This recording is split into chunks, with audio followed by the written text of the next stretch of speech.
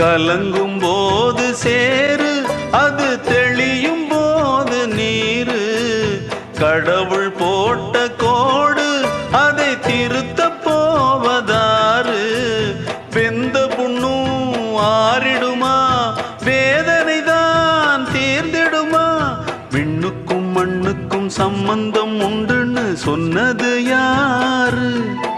அது மன்னவன் பேரு.